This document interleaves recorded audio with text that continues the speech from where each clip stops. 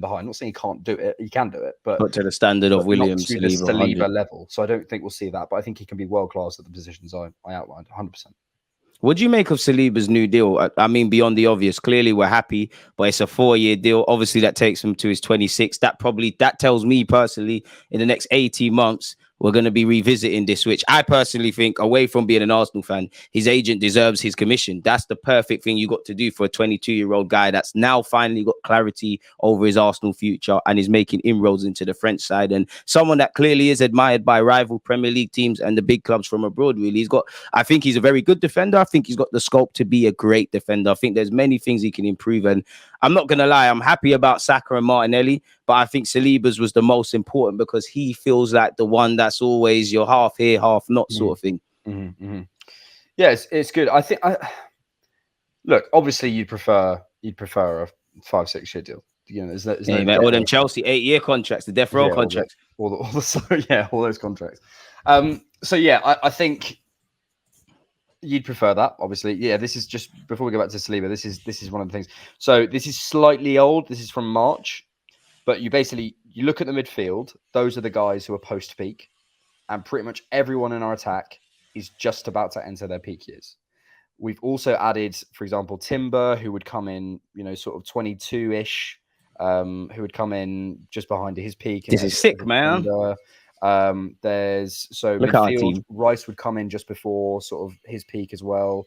If we signed, Romeo Lavia, he'd come in pre-peak. So we're moving the only place in our squad that is definitely post-peak is our midfield, which we're clearly moving to make. And the last time we spoke about that, I said the one area that I think needs improvement is midfield. And I like to see, I still think Xhaka and Partey are good. I don't think just because we've got Champions League, we need to ruin the relationships at centre-half and midfield. But it is an impending problem. It's like it's almost the analogy of fix the roof while the sun's shining. Xhaka is 31 in September. Partey is getting on a bit. While Partey was, by his own standards at Arsenal, ever present. I think he was available for like 33 of the 38 Premier League games, and some he was on the bench. You're never 100% confident. And going back to what we said earlier, if we want to long-term be a team that competes for many trophies, the best quality you can have as a footballer is being available. Saka, whether we need him to be rested or not, is available. Gabriel is available. Declan Rice, obviously, I hope there's no Arsenal tax, but the man's ever present for West Ham. He's playing 40, 50 games and saying, I still want to play more. So you're speaking facts, man. Yeah. Yeah, and it's it's been clear, and I also think in terms of succession and planning, if you asked me in 2020, how would you approach this rebuild in terms of what would you try and leave to the last place on the pitch to rebuild in terms of moving back in terms of age? I would have said midfield, because midfield is the area you don't midfield and defense at the time, without a doubt. You don't want 19-year-olds in the middle of your pitch. Like, as much as they can be talented or whatever, that you lose control of football matches. And now you can have one or two. You can't have a consistent, unless it's an anomaly like a Cesc Fabregas or a young Jude Bellingham or even Declan Rice when he came through. You're speaking facts. That's why I don't mind Lavia, because I don't expect Lavia to start week in, week out. I think he'll be phased in. He'll get his 60 minutes here, a start here, and then maybe by the end of the season, something else is saying. Even with Lavia, people got to remember, assuming we signed him, he's only been at Southampton for a season. He's only been playing top flight, consistent football for a season. And if they watch the last game of the season, everyone makes mistakes. But if you saw that mistake he made against Liverpool playing out from the back, as much as fans want young players, as you know yourself, fans are very harsh. When a young defender makes that mistake, or a striker, a young Balogun, he might miss a tap-in. They don't care for experience. I think fans want it all the way. They want all these young players, a consistent team, all these players to be given chances. And some of them are the first to turn on individuals. So it don't really make sense, in my opinion, man, really. I don't think you can have your cake and eat it. But you're speaking facts. What my next one would be to you then,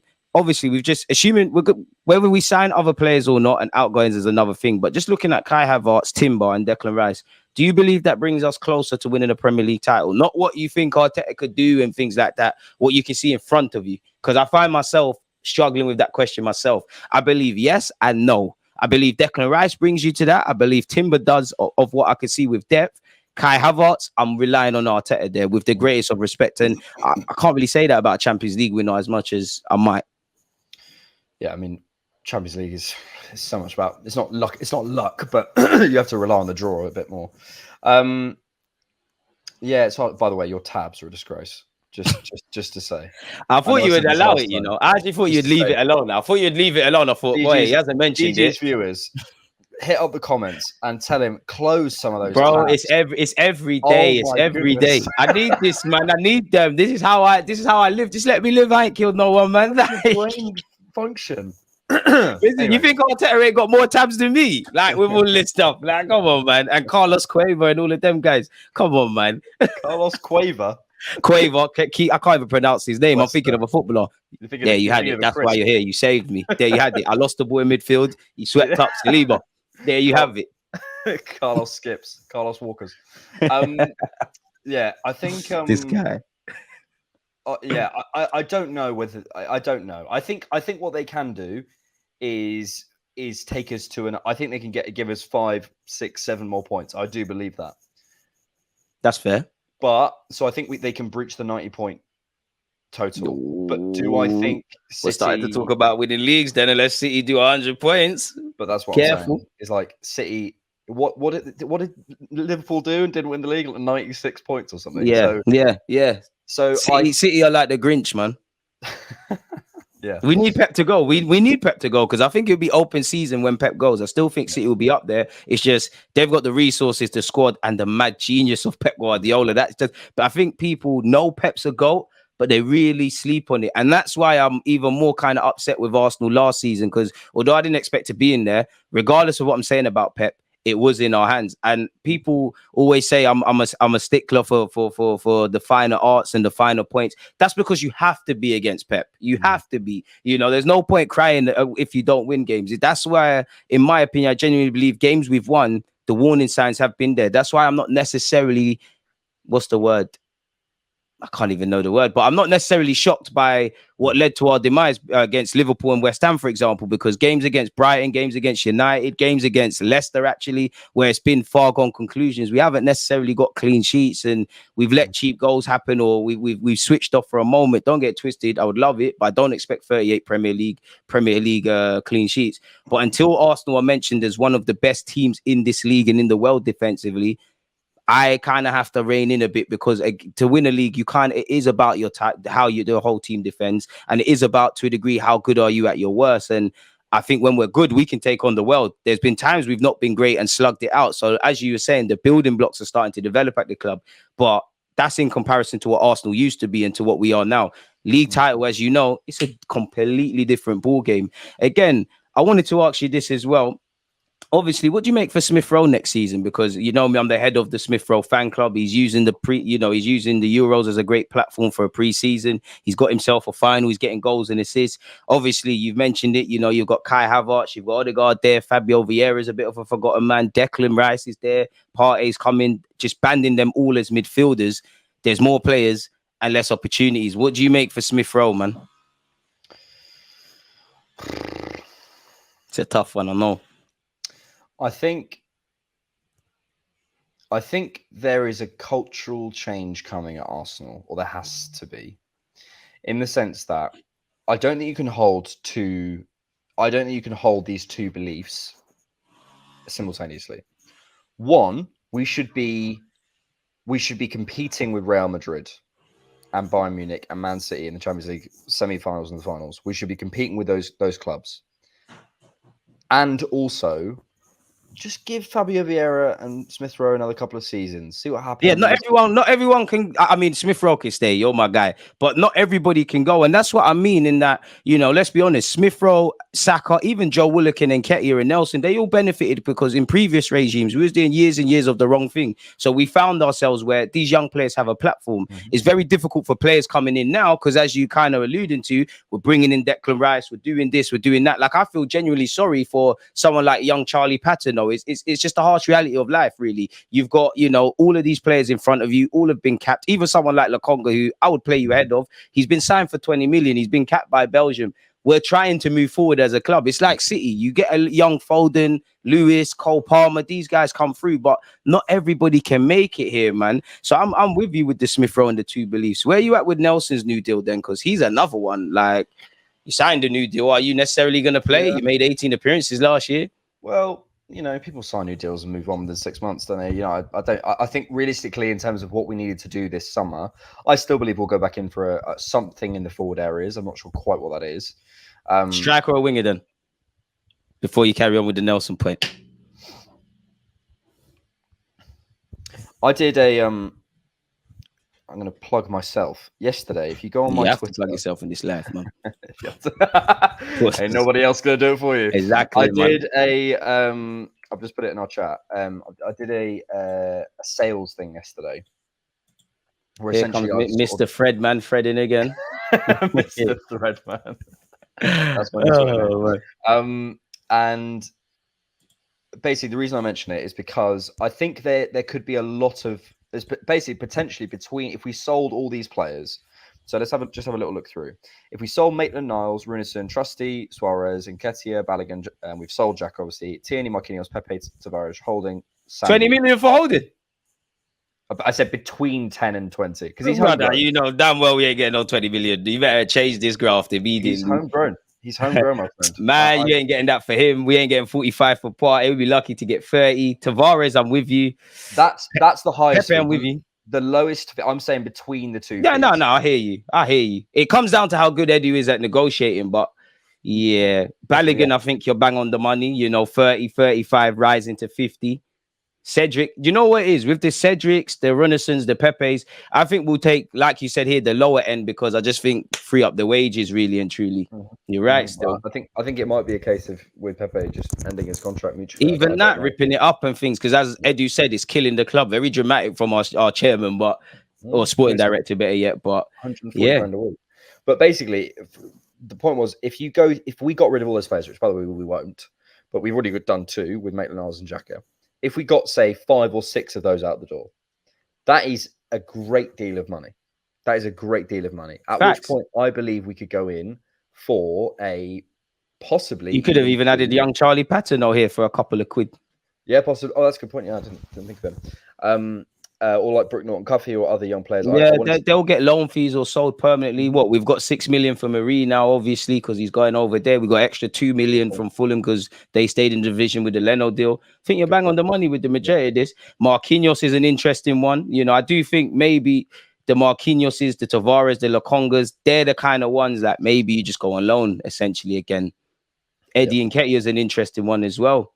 Didn't think about Mari actually. It's a very good point. Yeah, I think you're bang on. I think basically there's a lot of money coming in, and therefore we could 100% go and do something up front. But I think killing Mbappe. Don't say that word. But I think we should talk about that. I think basically there's a possibility that we could do something, another big thing. I think we probably spent a large proportion of our budget and probably don't want to spend much more just on out of our own pocket. It'd be lovely if we could go back in for Caicedo, to be honest, but something, whether it's in the midfield or whatever. Just another blockbuster. I start to look at the futures of Smith Rowe and Nelson, whatever. I think with Nelson, there's probably too much to do to get rid of someone who can provide an ample backup on both sides, probably on the left for me. So I think, just get him on a new deal. It probably won't be too much. He's a good player. There's clearly something there. And even if he goes in... Arteta believes in him crucially as well. But someone like a Smith Rowe, I just think we can't end up in a position where we're going, just give him more time, I'm sure Smith Rowe is a lovely guy. I'm sure he's a great servant for the football club. And I'm sure he could be a great player. But at some point, you're Arsenal Football Club, and you have to, if you want to be competing with Real Madrid's, tough decisions are needed. They don't go, oh, but we've got Valverde, Camavinga, Tchouameni, They go, there's an unbelievable midfielder on the market, and we want him. Get him in. How are we going to fit them all in? Don't know. They've just given Ceballos a new deal. They've just given Camavinga a new deal. They've just given Modric and Kroos a new plus 1 year deal. I appreciate they're going through a transition. Bit like us tying people over, yeah. But that's the level. So with someone like a Smith Rowe, I think if there is someone better in his position, let's go and get him. That goes. I would say that to everybody. You're right. I'd say that with everyone. Like it'd be stupid not to say that. As much as I love Saka, if there was someone that's twice the player Saka is and was able to do it, why not? Like as much as I love these players, I'm loyal to Arsenal Football Club. I want the best for the football club. You get better players in theory, you should have a better chance of winning better trophies. So you're fully right. For me, with Smith Rowe, the man just got to stay fit. You have to stay fit this year. I love Smith Rowe and someone like Tomiyasu, for example, but if you can't stay fit, and me and you are here doing a video next year, probably different tone of voice from myself. I'd also extend that to Fabio Vieira because, again, our first season in the Prem, moving to a new country, arrived when you're injured, arrived at, in my opinion, the best and worst time as Arsenal Football Club. The best time because we're clearly doing better. The worst time is because we're getting stability and players are actually playing well, so there's less opportunity. But you haven't galvanized your chances, and obviously you've seen Fabio Vieira. You've seen Fabio Vieira, better yet, has seen a couple of midfielders arrive now, and I agree with you in that. Not everybody, you don't just get rid of everyone, but not everyone you persist with, and not everybody is going to come good in that regard. So I think an ability of ours has to be we've got it wrong, because as much as you can do due diligence, scouting, all the statistics in the world, signings are a risk and they just don't work. Crucially, we just need to make a profit. Like you look at someone like Marquinhos, end of the day, you got him for £3 million. You buy it, you sell him at the lowest point, as you said here, for 5. Quick profit, we keep it moving, the sun keeps shining. Austin Trusty had a great loan spell at Birmingham, probably one of our loan players of this season, probably is not going to make the grade here. American and all of that stuff, and carries marketability, especially with what we're doing. Keep it moving. I do think Balogun and Tierney, they're kind of the ones that I don't think Arsenal actively want to sell, but for one reason or another, we might be pushed to accepting a bid at the right price. Again, Balogun's a great example because it shows what the academy should do. Players can progress and do what Saka is doing, or equally be sold and be reinvested. And I'm pretty sure you've seen it. Every Arsenal fan is saying, oh, he's got to play. If he doesn't get 20-odd league goals next season, either on loan or permanently or whatever, people are going to change their tune. As much as I think Balogun should get a chance and I like him, we don't know for sure he's a goal scorer. He's just arrived. That's your first season. The Kanes, the Aubameyangs, etc. They've done it for years. Balogun's at the right stage of his career. He's 22. He's doing what a 22-year-old should be doing. Obviously, as well, in this day and age, potential is the biggest buzzword. So who knows, man? Cedric, you got Cedric and Holding. You'd be the first out from this list for me, really. Like Pepe as well, but as you know, that's very technical. Lokonga, there's talk of going to Burnley on loan. Holding, do you know what it is with Holding? You're not very good, but in a weird way, I like you. Like, I don't like to keep saying you're not a good footballer. Like, you just shouldn't be here now. Like, there's something about Holding, really. But I do think Holding's gone into that territory now of fantastic guy, voice in the change rooms. Matt Turner said when he moved to England, he weren't driving and he was driving him to work. That's all great. I love the family aspect. But fundamentally, kind of echoing what you said, if we make friends here, that's great. We're not here to make friends. We're here to win stuff. We're here to do this football stuff. So, yeah, man, it's a techie one. I'm sad to see Xhaka go because I think at least for one more year, I would have liked to have seen that, but probably something that needed to happen a long time ago, really.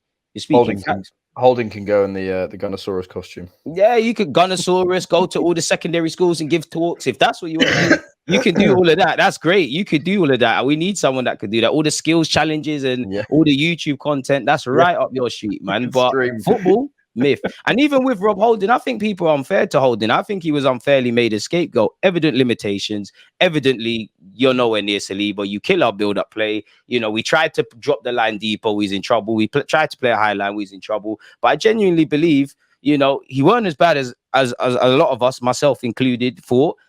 Regardless of how Holding played in the games that we suffered, I think it's very lazy to look at Holding because there was more we could have done. And ultimately, as much as I like Mikel Arteta, if I'm praising you for how you're assembling the squad, if we're in a reality where we're in a title race and you're relying on Rob Holding, then you've got to hold that L as well because you see Holding more than us. He's not good enough, really and truly. So it's a bit of a mad one. So that the Vieiras, the Tomiyasus, the Tierneys, the future, it's in the balance, man. What do you make of actually Balogun and Partey potentially leaving?